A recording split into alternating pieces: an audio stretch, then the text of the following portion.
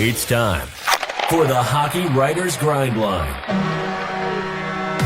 a weekly show covering everything Detroit Red Wings. Brought to you by our own iconic top line of Wings writers. Sit back and enjoy The Grind.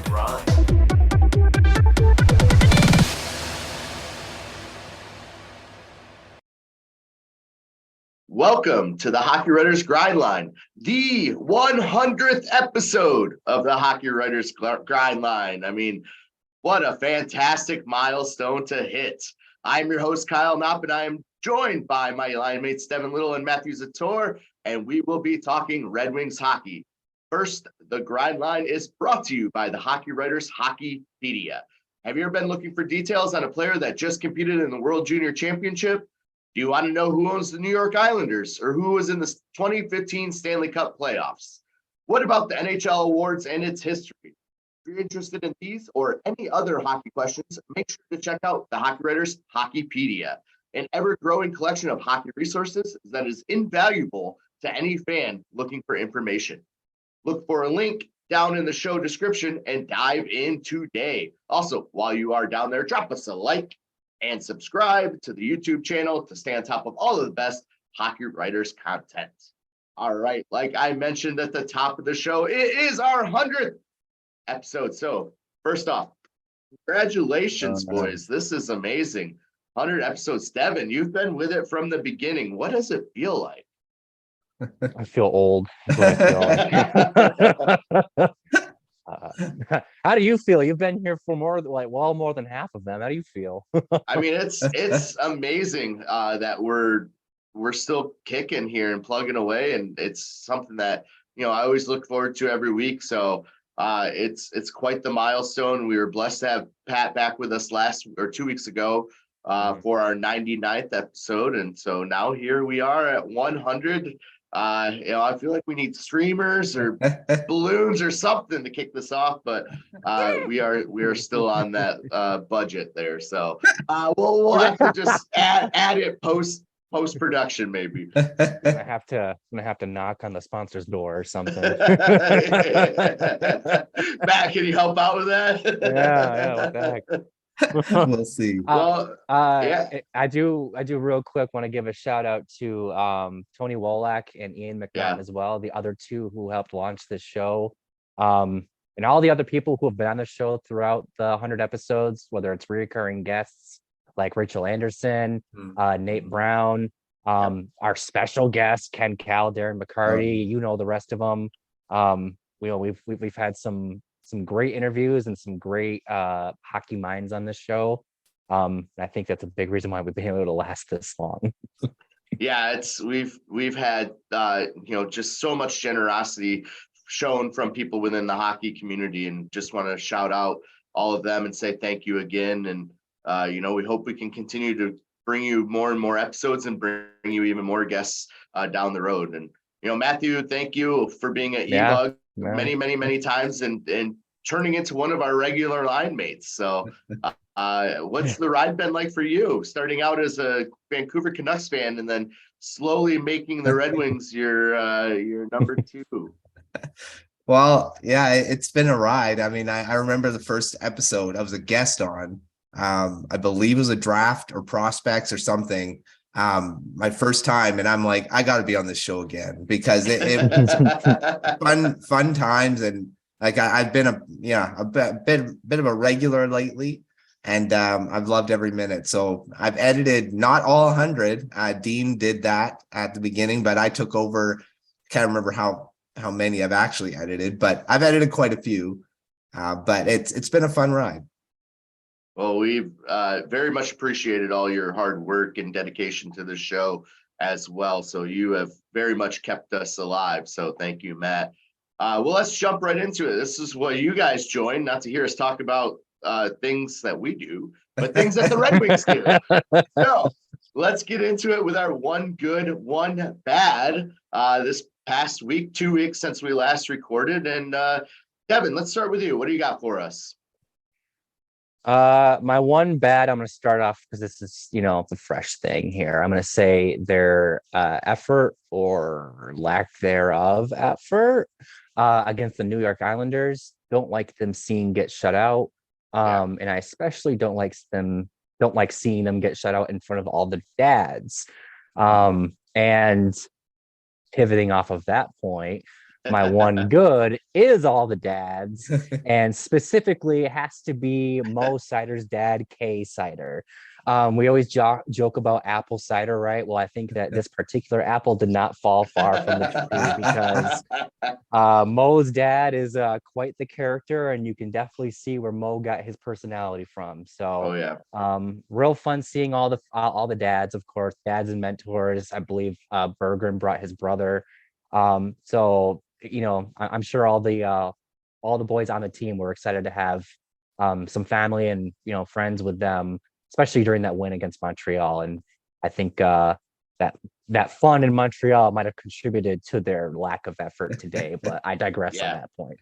Yeah, I could agree with that there, Devin. I could absolutely agree with that. All right, Matt, over to you. One good and one bad from this past couple of weeks. Oh, I mean, there's been a lot of stuff happening throughout these couple of weeks. Bruce Boudreau, my bad, I'll go out right at Bruce Boudreau getting fired in Vancouver. Yeah. Long time coming. It was something that was on the wall. Writing was on the wall. I don't know, probably from the beginning of the season. I mean, there wasn't really any sense that Rutherford liked him as the coach. It was unfortunate how long it dragged on and how much it went, because I've never seen that before in hockey, in any sport really, where a coach knows he's fired and he's having to coach every day, coming to the rink thinking, oh, was this the day I'm going to actually be officially fired?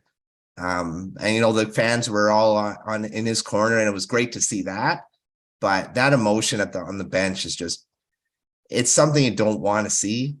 And he should have been let go a long time ago. If that was what's going to happen, it should have happened. But that's my bad, because it's not just bad for the Canucks. It was bad for like the whole league saw it. And there were so many people that commented on it too, and it just left a bad mark on the Canucks basically. And hopefully it can be repaired. Rick Tockett's now there, and we'll see how it all goes. But yeah, that's my bad for sure. I mean, that's a bad for hockey and in NHL here too. So, but good. Andrei Kuzmenko re-signed 2 years, and I'm happy about that. Even though a lot of fans think that it's not a good thing, because they could have traded him for a lot, but wants to be here. He's been an exciting player for the Canucks and for hockey fans too, because he's been an exciting player. Great personality too. So I know both are Canucks related, but that's my world here. So, but I'll shut up because it's a Red Wings show. So, no, I'm glad you called out the Bruce Boudreau situation, because it was just very unfortunate the way that unfolded. And it's just, words can't even really describe how emotional that had to have been for him. But the fans were extremely classy and sending him off in that last game and showing him that they still appreciated what he came to do there. But I think you're absolutely right. I think it was one of those, they brought him in to kind of finish out last season. He looked like he turned them around, so they decided to stick with him. But if they weren't making the playoffs, I don't think he really had any future there. So just seems to be, kind of a toxic workplace over there right now. And hopefully Tocchet can figure out what to do, because what was it, game number 2, he was speechless in the post-game interview. He couldn't even explain like what's going on. Like, I mean, so that's not a great start for a new regime. Good, But yeah, so that'll be quite the storyline to watch, and we will be watching because the Red Wings will be having a home and home with Vancouver in the next couple weeks, which will be pretty fun. So all right, my good the past 2 weeks, I guess, especially this past week in their wins, was the Perron Rasmussen top line. I thought they've been looking fantastic. They just look like they're buzzing together and finding each other in the offensive zone and just creating chance after chance. So that was, something that really stuck out to me. One bad, actually kind of two bads in one. The defensive zone turnovers and D coverage has just been really bad. There's both goals today were last night, Friday night against the Islanders, were D zone turnovers. Couple of, I think, two of the three or three of the four goals against Montreal, was it two of the three? They only had three. Were defensive zone turnovers that were just horrible, turnover and then coverage, blown assignment, that type of thing. The coach and me just really kind of did not appreciate those. And then, I gotta kind of pick at this, but Seider on that 2-on-1 on the power play, moving his feet back and forth too much and not holding the center ice lane, and allowed that sauce pass over. And then, who's so complaining it should have been offside? Like, he shouldn't even been worrying about that. He needs to come out and challenge that shooter a little bit more. But that's a couple of little nitpicks I had for a couple of things that I noticed over the last week. But all right, let's move on. And because it's our 100th episode, we figured we'd kind of do a little bit of a throwback in terms of re-examining questions that we've kind of discussed multiple times over the past couple of years, and that I've been seeing a lot on Twitter. I'm sure you have as well, and on other social media sites. So let's kind of roll it back a little bit here on this 100th episode. And starting with Matthew, I'm coming to you. You are our prospect guru. So the Red Wings picking Sebastian Cossa over Jesper Wallstedt as goaltender in the 2020 draft, I believe. 21 draft, sorry. It's the last 3 years. We all can agree, have all combined into one. We've had a blast. The 2021 draft. Thank you for that. Was that still the right move for the Red Wings? Well, I mean, looking at both, they're both Kossa's not regularly in the AHL, but Wallstedt is full-time in the AHL now, and he's having an okay season. He's a pretty good stats, 920 save percentage, 914 save percentage, 2.60 goals against average. It's okay. I mean, it's not amazing. Kossa's had a few games in Grand Rapids, but he's played in the ECHL a lot too. So, they're both in the same type of realm. At this point, it's still up in the air to me. I mean, I don't know if it's the right. I mean, both have looked okay at the next level. Both are. I mean, before Wallstedt was like blowing Cossa away. I mean, Wallstedt was playing ridiculous out in Europe, in Sweden there, and then Cossa was really good for a really good team. So I mean, it was kind of covering up a bit of his stuff, but right now I think they're pretty even. I mean, Wallstedt is playing more in the AHL, but I think the jury's still out for me. I mean, it'll depend on when. I mean, I don't even know when they make the NHL. It's just how they perform as if they become starters. And I think they'll probably be in the NHL at the same point. Really. Mm-hmm. You got Minnesota. I think maybe Minnesota, Wallstedt will get there sooner because Fleury's pretty close to retirement.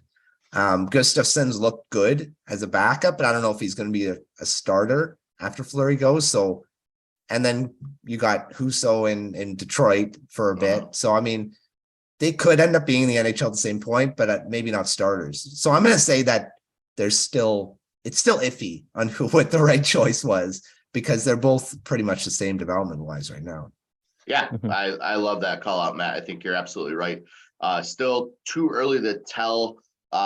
From my point of view, I will touch on that a little bit more, but Devin, I want to come to you first. So was the Red Wings pick of Cossa over Wallstedt in 2021 still the right move?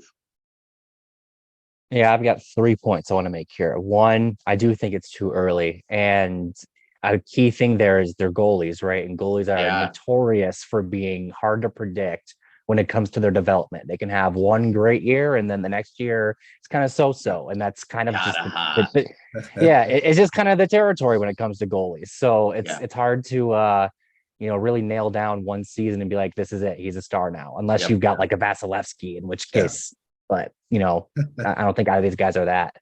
And then another point I want to make here is that this isn't Wallstedt's first season playing against men. He played against men in the SHL last season. This is Cossa's first season playing against men.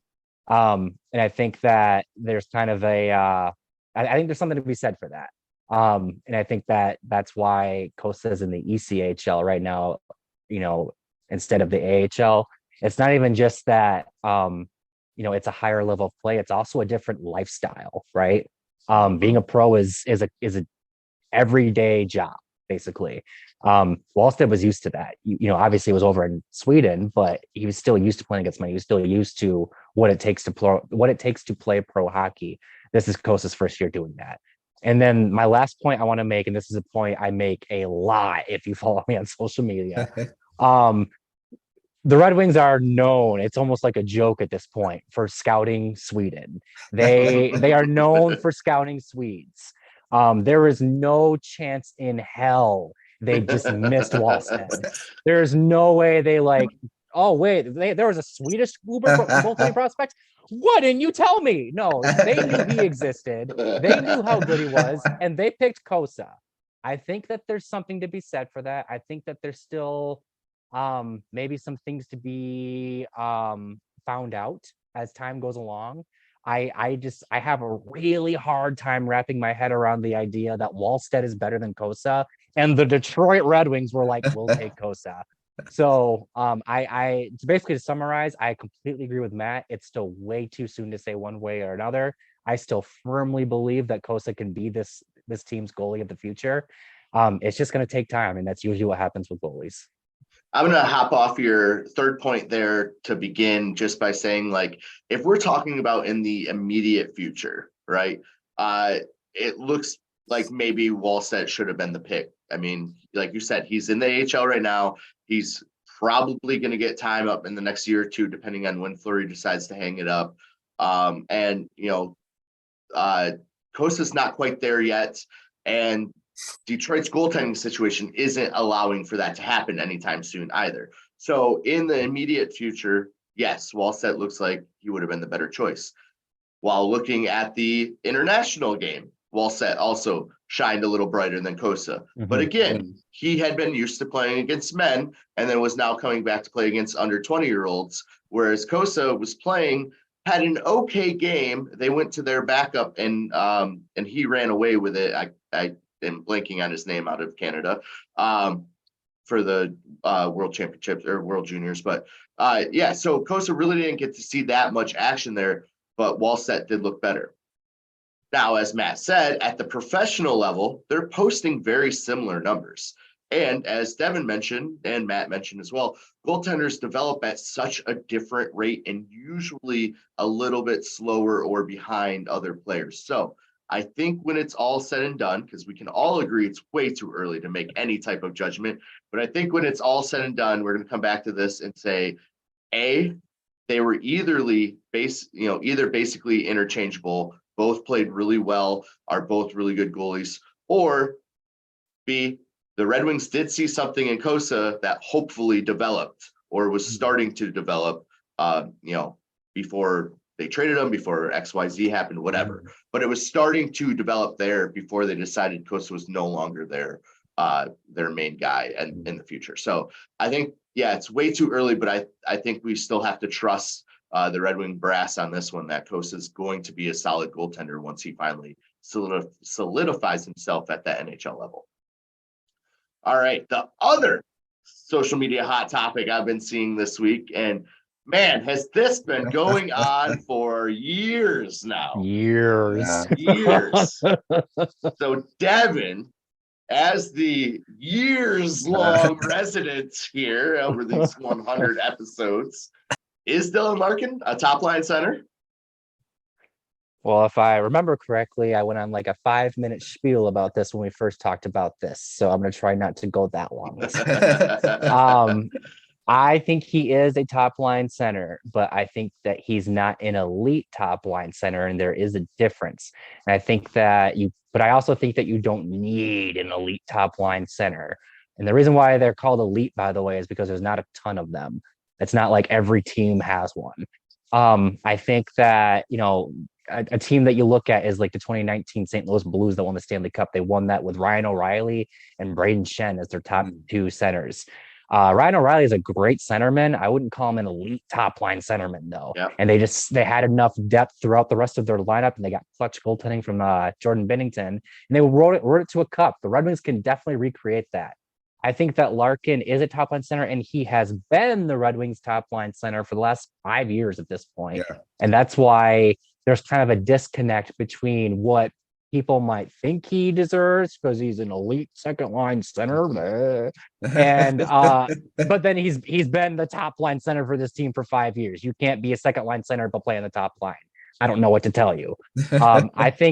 I think that when all is said and done and this team is competing for Stanley Cups, he will be the second line center, but that's just because time is there's gonna be some time between now and then. Yeah. And at that point, if Dylan Larkin is still your top line center, that means Casper didn't develop into what you maybe hoped he did. That means that you weren't able to add, another top young center in the draft or in a trade or anything. And at that point, you're in trouble.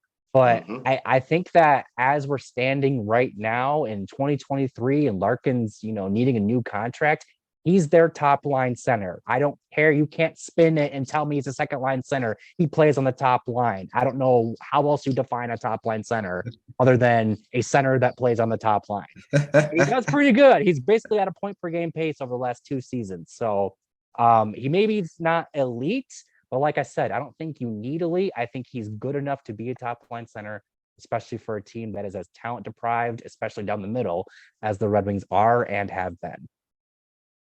I mean, to just jump in real quick, there are 32 teams in the NHL, right? That means there are 32 top line centers because every team has to have a top line center. So are you telling me that Dylan Larkin is worse than 32 other people because there's someone else that's a second line center that should be ahead of him? Like, no, it's silly to think about that. Like, I agree. There is a difference between top line center and elite center. And maybe he's not the elite or the top of the elite echelon, but he is certainly a number one center. He has certainly proven that he can play in the number one center because if they gave any qualms or thought that there was any reason that he shouldn't be up there, they would have replaced him. There's no doubt in my mind that they would have brought someone else in if they really thought he could not handle that top line role. And he has shown year in and year out that he is a top line center. So just because you think that there should be one of 10 other players that are really better than him in his position that should be on this team doesn't take anything away from what he actually brings in terms of skill, leadership, and quality of play to this Red Wings organization. So I'll end right there, Matthew. I'll let you have the last word on, is Dylan Larkin a top line center? Yeah, I agree with a lot what Devin said. I mean, you're looking at guys like Canucks have had this debate with Bo Horvat for a long time too. Is he a top line center? Can he be a top line center? All the attributes that Larkin has, Horvat has too. I mean, they're similar players. And that's why there was talk about, could we swap them? Right.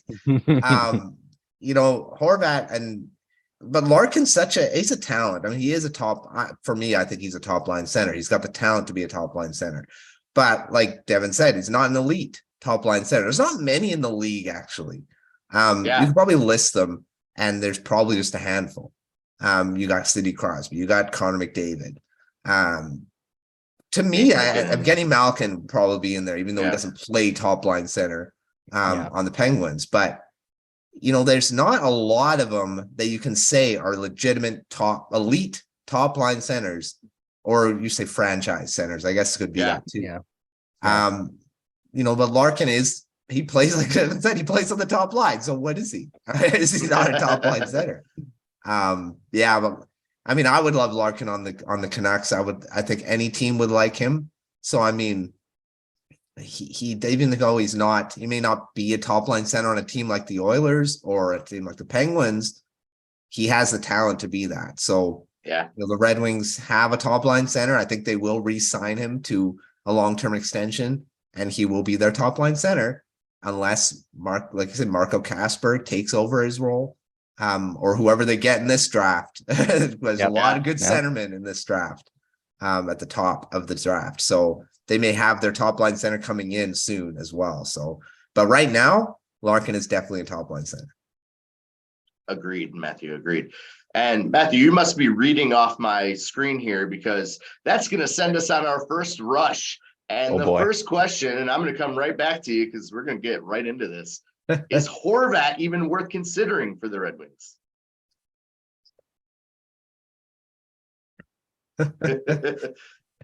I mean, I think Horvat's gone from the Canucks, but I feel like the Red Wings, they just have such a deep prospect pool that I don't know if it's worth them taking any of that future away for a guy like Horvat, unless there's an extension. And I think a lot of teams is going to be this.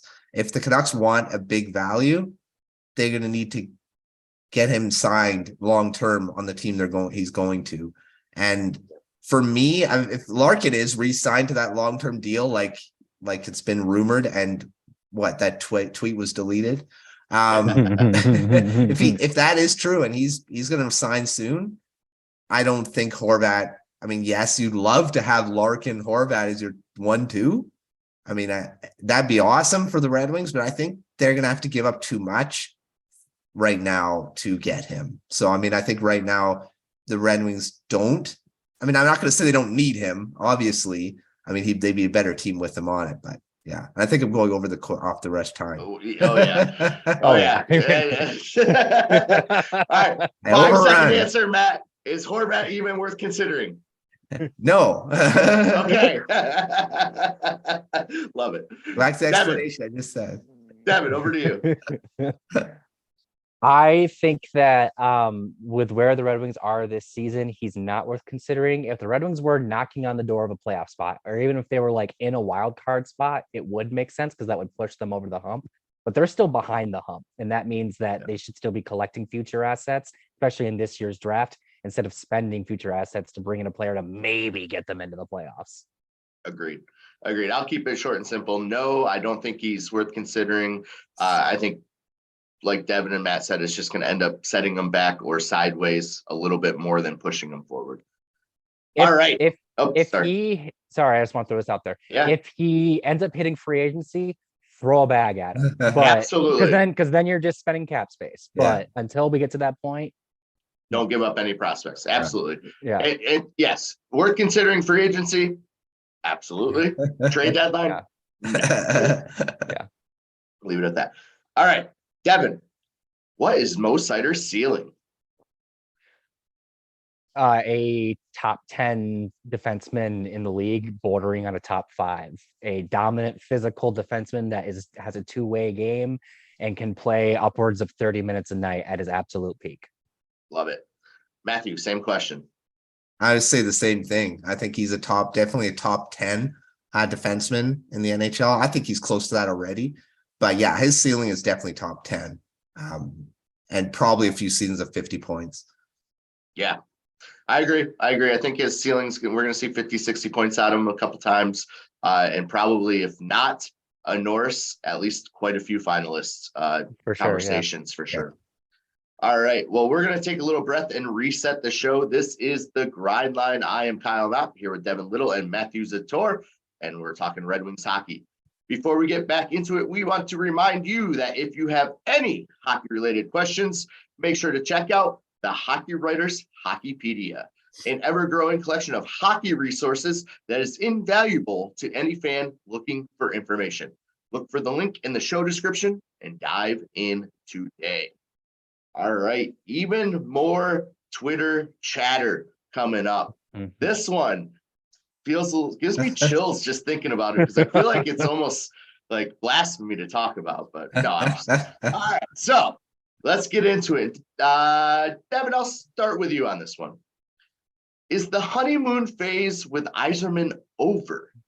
How much longer before fans can become completely restless with this rebuild? What are your thoughts on that?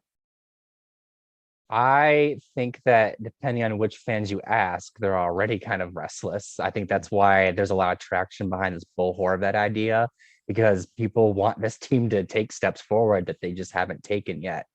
It's discouraging that okay, and actually this is going to be my main point on this. I think that Yzerman, I think that there's still, people still trust the Yzerplan. You still see that everywhere. I think that people still very much trust him to lead this team. But I think that this past summer he did himself no favors. And what by that I mean his spending spree in free agency, right? He added Sherratt to a big money deal. He added Andrew Knopp to a big money deal.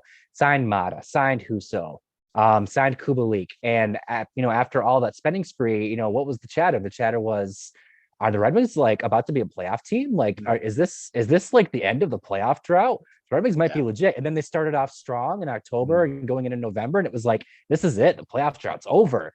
And now they're right back to where they were last year. And I think that if Yzerman hadn't spent like he did in free agency, I think that people would have gone in with lowered expectations. Yep. I know even like you and I, Kyle, we kind of had the expectations prior to free agency that this was going to be one more year of just kind of tanking, but not like tanking, especially with what this draft class is, right? Like, be a contestant in the Bedard sweepstakes. And then they go out and spend all this money, and it was like, oh, I guess they're not interested in drafting anymore. Interesting. And so then when we're getting the exact same results, it's like, okay, something needs to change. So I think that's why some people are getting restless, because this was supposed to be the year of change, and instead we're getting the exact same results. I think that so that's basically my point there, is that I don't think Yzerman did himself any favors in the sense that he kind of raised expectations and the team hasn't met them. I think that, like I said, people still have faith in Yzerman. I think that you'd be foolish not to still have faith in Yzerman. Again, we have said it multiple times in the show. Look at the Tampa Bay Lightning. They are still sustainable. And Yzerman did that. He inherited a worse situation in Detroit than he did in Tampa Bay. These things take time. They just do. And I said this to somebody on Twitter the other day. Are they in a better spot today than where they were when Yzerman took over? Absolutely, because when he took over, we saw the abyss coming. That was that 2019-20 season. Today, when I look into the future, I see light. I see all these prospects. I see Lucas Raymond and Moritz Seider, who aren't even in their prime yet. This team is positioned well for the future. I think that expectations did get risen a bit too high this season, but I think as long as people are still willing to give this just a few more years, this team is going to get there. It's just being willing to be just a bit more patient. I know that sucks to hear, but it's just a fact of the matter that, this team isn't ready to contend, and especially when you consider what division they're in. Yeah, absolutely. And very well said, Devin. And we've had this conversation many, many times. I mean, like you said, right before the free agency, we knew it was going to be kind of learning a new system, kind of still going through the motions, getting through it, figuring out where this team is going to be for the future. They added some key pieces, which was really nice, and the team kind of gelled early, which was comforting, but it wasn't everything that needed to happen to really move on. So I think you're absolutely right there, Devin. Still a lot of time. So Matthew, I'm going to come over to you first before I give the rest of my thoughts on this, but is the honeymoon phase with Yzerman over, or is there still time to continue on this path? Or how much longer before fans become completely restless with the rebuild? I think fans have waited already a long time. I think they could probably wait a bit longer, because the thing is, like Devin said, there is light at the end of this tunnel now. I mean, it's not like you can't look at it like, oh, there's nothing there. And going back to the Canucks here, there's nothing there right now. I mean, to me, but there's not a lot. When you're looking at the Red Wings, they got top prospects. They got guys that, they can move and still be okay. I mean, some other teams, they move their top prospect, they're done. I mean, they don't have much beyond that. Red Wings can move one of their top guys, and then they're still okay. And they're going to get another guy in this draft. I mean, they could potentially be in the market and be in the sweepstakes for Bedard. I mean, imagine that. And we've said that before. Even getting a guy like Adam Fantilli on this team, Zach Benson, Riley Height. I mean, my gosh, they got so much that they could get in a top 15 pick and add to this. So, I mean, there's a lot of light that you can look at. So I'd say the honeymoon phase is not over. I think there's a lot of fans that still have trust in Yzerman and that he could do it, fix this team, and is already seen. But like Devin said, he kind of showed his cards a bit and said, well, maybe this team is good enough. Maybe he thought so. I mean, they did look good at the beginning. Some stuff happened, like Verona getting hurt, not hurt, but having to go into, the player assistance program, being the AHL. If he was playing normally in the NHL, they may be better. I mean, at what he was doing last season, right, was this production. Yeah. I think the Red Wings could have been in a different position. Some guys came down to earth, like Husso was ridiculous for so long, and then now he's kind of come back to being average. Yeah. So I mean, I think there's still a couple of years before they're a legitimate playoff team, and where guys like Raymond and Seiders continue to develop. You got guys like Jonathan Berger, who's looked amazing this year. Yeah. He's kind of entered that Calder discussion with what he's been doing lately. So there's just so much hope in the future. So I think Yzerman still has a bit of a leash for me before you start panicking saying, well, he's not doing his job, because I think he definitely is. The main issue I take with this question is the fact that Yzerman came out and told us at the end of last season that the rebuild is still 3, 4, 5 years away from being completely finished and being in a perennial playoff competition spot. Like, this team's not quite there. This team wasn't going to be there this year, no matter how much we built our hopes up, how much we talked it up. I know I was one of those people that tried to stay extremely positive for as long as possible. But no, I don't think this is a playoff contending team. I don't think this is, nor do I really want them to sneak into the playoffs at this point, because I think they still need to have these growing pains and still need to figure out where they are, because they are not quite there yet. But Yzerman hasn't done anything to lead us believe that we should be there as a fan base, or that we should expect anything more than what they've put out this season. So I don't think that it's time that, we should start grabbing pitchforks and calling him Kenny Holland Jr. or anything along those lines. I mean, look at all the cap space he has to work with that we didn't have, the Wings didn't have, 2, 3, 4 years ago. So there's so much time and resources that are available to this team that there is no rush to get through this. And I think that is why fans need to refrain from being completely restless and allow this to just kind of take its course and enjoy the ride over the next couple of years. Yeah, it's going to be bumpy. Yeah, it's going to be a kick to the gut sometimes. But all in all, when we're looking back at this, in 2028, celebrating a Stanley Cup, like, it's going to be well worth it. So, and that'll be the 20-year anniversary from our last cup. So why not? Something tells me you didn't want to say kick in the gut. I don't know. Figured I should make it inclusive for everyone.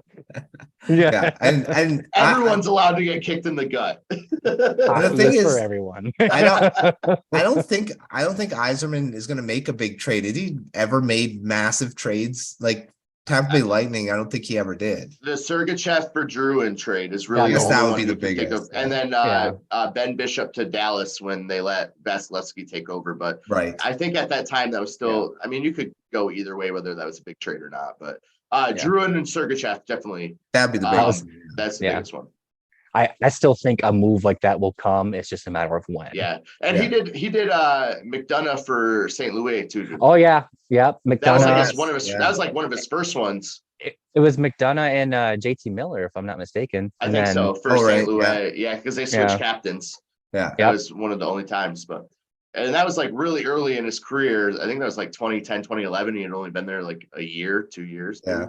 And so the Sergachev one was the more recent one that really paid off for Tampa, but we'll see. I mean, Mantha was a big one at the time, I guess. Yeah.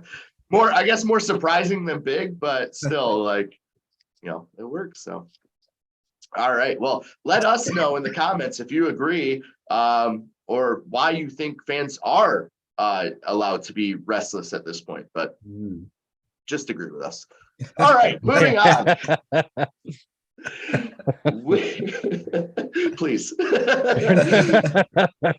Which Detroit sports team is the closest to contend for championship right now? I'm going to field this one first because I want to give a shout out to the Detroit FC or Detroit City FC. They were in the playoffs last season in the USL, I believe, United Soccer League. So they're technically the closest Detroit team contending for a championship, being in those playoffs. However, my vote is going to go to the Detroit Lions in terms of teams that I think are going to be in the playoffs first. Now, if we're talking legitimate closest to contending for championship, it's going to be 5 years when the Wings win the cup. But I want to hope that the Lions can at least make a splash or two, and I would love to see them win their division in the next couple of years. Because, man, they're getting close. They went, I think, 5-3 or something in the division. So I mean, they're getting close to it. Like they're knocking on that door. They're the best non-playoff team this year in the NFL. By far. Yeah, they were. So I'm gonna take that one. Matthew, we're gonna make you answer this question from Vancouver, British Columbia. So I hope you did your homework. Which Detroit sports team is the closest to contending for a championship? Well, I'm gonna say right now, I did not do my homework. Sit in the corner. I was so ready for you to rattle off some names. Like, I don't know, man. Cabrera has a renaissance. They're reshaping Comerica Park, so maybe they're gonna do some more runs. And then Cade Cunningham's a legit stud. No, I mean, the Pistons are looking for their version of Bedard this year. So, So I will admit I do not know a lot about the other Detroit teams. So I'll say the Red Wings because I think it's the team I know the most. Hockey in general is the one I follow the most. Baseball, the Blue Jays is what I kind of follow. But I think the Red Wings. 5 years down the road. Yeah.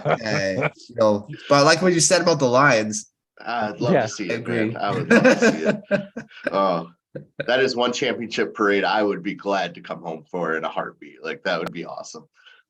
Not saying I wouldn't come back for another Red Wings, but I'm just saying like a Lions one would be absolutely incredible. I think that would be a statewide party. Like I don't.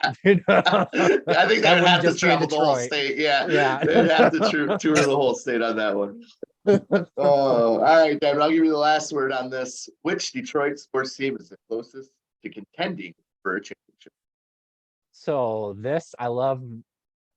Spoiler alert, I put the agenda together. So if you hate today's episode, you can blame me. But I love this question because it's one of the very first questions we ever posed. It's back in the OG days where we had Tony, Ian, Pat, and myself. Yep. And this is like late 2020, like pandemic is still roaring. I'll tell you what our answers were. The Detroit Tigers were the closest, and the Red Wings were very close behind them, close second. Pistons had just hired Troy Weaver, so they were just beginning to do their they had a lot of potential. Yeah, Cade Cunningham wasn't even drafted yet. Like they didn't have anybody, and then the Lions were in their own category because the Lions are the Lions. And here we are in 2023, and Kyle is 1,000% correct that the Detroit Lions are the closest to contending for a championship. Holy cow. Talk about a COVID tipsy-turvy world. Yeah. Well, I at this point, if you don't believe the life simulation. Exactly, yeah. I don't know what to tell you other than holy cow, what a wild 2.5 years it's been, because I didn't see this coming. No. I will say, Lions are definitely closer to winning a championship. I think they'll be a sneaky good playoff team next year, and probably a year after that, they're pushing for the Super Bowl. And then I will say team that's in second. I think that it's hilarious, but the Tigers basically are starting over now. Yeah. So I don't think they're quite there. I think the Pistons they're heading in the right direction, but I think they're third. I think the Red Wings are still in second. They just have a new team that they're behind. And I do like that timeline. 2028. We're all gonna be meeting up for that parade, right, boys? Absolutely. Dump 2 parades that year. Yes. One in February and one in June or July. Get our Honolulu blue and our red. I love it. Absolutely love it. Let's hope that happens, man. That would be beautiful. All right. Let's move on to the final rush of this show. Coming up, and I'm going to come over to you, Matthew, first again, because these are all in your backyard. The Red Wings have a rare 6 games against 3 teams. 3 different home and homes coming up against Edmonton, Calgary, and Vancouver. How will they fare, the Red Wings sets? There's some tough teams in there. I mean, the Canucks, I'm saying they're not a tough team, but you said I say sorry. The thing is, I think the Red Wings they'll probably split I'll say they'll split. I think this will be like a 500 road trip. Okay. Sorry. Devin, how do you think they'll fare in their 6 games against Edmonton, Calgary, and Vancouver? Yeah, I like a split. I feel like this team is kind of going to be hovering around 500 for the foreseeable future until they start selling, assuming they sell. And then that's when they're going to start dipping below 500. But I see a good solid like 500, just like Matt. Okay. I agree. I want to say they're going to go 3-2-1 and be on the optimistic side, but I can kind of see it being more either 2-3-1 or maybe 2-2-2 across. 2-2-2. If they're lucky, but I'm going to go 2-3-1 just because I think that's how it's going to end up. All right. How many years are left in the rebuild? I already answered this. I'm going to say 3. Devin, over to you. I will be optimistic and say 2, but I think 3 is kind of the I feel like if you had to pin Yzerman to a chair and like hook him up to a taser and tell him how long you got, he'd probably say something like 3. So I like that answer. I hope he is watching this show and comes back. You like it, Devin? Yeah. Matthew, how many years are left in the Red Wings rebuild? Well, I mean, I'm going to say they'll depend on what this deadline does. I mean, I think, so I'm going to be on the optimistic side. I think I'm going to say 2. And because I think they're ready in 2. Excellent. I like it. 2 to 3. I think that's a great timeline for all fans to kind of pin on the wall and say, keep with it until then. And then, after 3 years, if it's not there, then we can start pulling out those pitchforks. That's the honeymoon phase. Yep, that's that honeymoon phase. Absolutely. All right. Well, before we end the show, don't forget to use the Hockey Writers Hockeypedia to answer any of your NHL related questions. All the answers you'll ever need right in one convenient location. That's it for this 100th edition of the Grind Line. Before we walk away, this is going to be my last episode with the Grind Line as the host and regular panelist.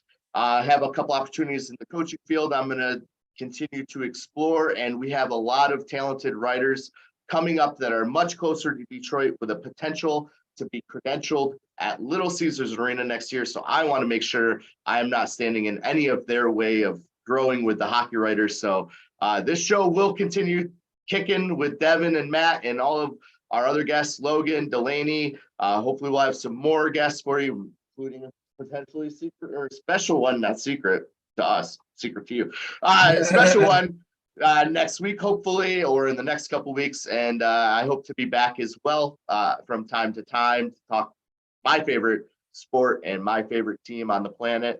But I just want to thank all of you for watching at home. This has been fantastic to see this show grow over 100 different episodes and to see all of you continue to follow us week in and week out. So thank you so much. Continue to follow along because we have a fantastic team of writers at the Hockey Writers and in the Red Wing team.